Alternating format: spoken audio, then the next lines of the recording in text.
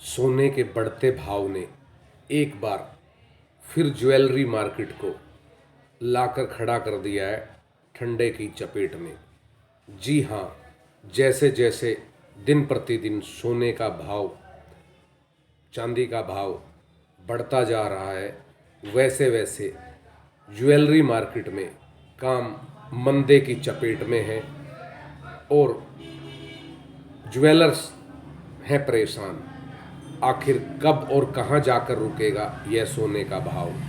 जी हाँ साथियों, सोने के बढ़ते भाव से एक तरफ पूरा व्यापारी वर्ग परेशान है, वहीं ग्राहक भी चिंतित है कि आखिर वो सोना खरीदे या ना खरीदे। लेकिन इससे सबसे बड़ा नुकसान व्यापारी भाइयों का हो रहा है, जो ज्वेलर्स की दुकान करके बैठे हैं, ज्वेलरी की दुकान करके बैठे हैं।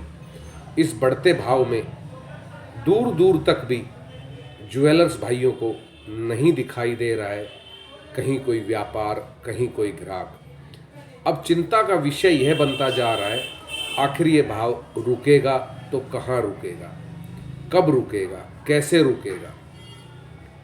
सबसे बड़ी समस्या यह है कि इस बढ़ते भाव में दुकानदार भाई पूरी तरह से बेरोजगार हुए बैठे हैं, वेले हुए बैठे हैं, खाली हुए बैठे हैं। उनके पास नहीं है कोई भी ग्राहक नाम की चीज़ दुकानों पर। अमूमन हम मार्केट में जब जाते हैं तो देखते हैं कि दुकानदार भाई इस बढ़ते सोने के भाव में ग्राहकों के ना होने की वजह से आराम से कुर्सी पे बैठा बैठा ऐसे सो रहा होता है, ऐसे नींद के लटके ले रहा होता है। यह एक बड़ी परेशानी साबित होती जा रही है।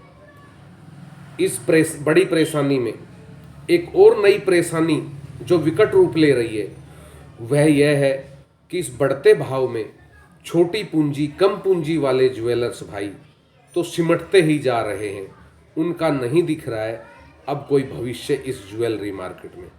आखिर क्या होगा, क्या होगा उन ज्वेलर्स भाइयों का अगर सोना इसी तरह बढ़ता रहा तो कितने ज्वेलर्स भाई हो जाएंगे बेरोजगार। ये सोचने वाला विषय है।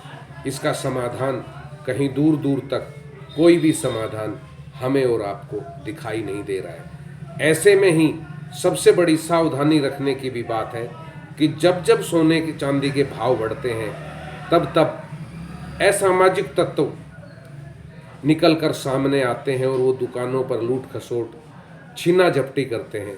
तो ऐसे में एक तरफ जहां बढ़ते भावों की चिंता है, वहीं अपनी सुरक्षा की भी चिंता है। इसलिए सावधान रहें, सुरक्षित रहें और सुरक्षित होकर करें अपना व्यापार।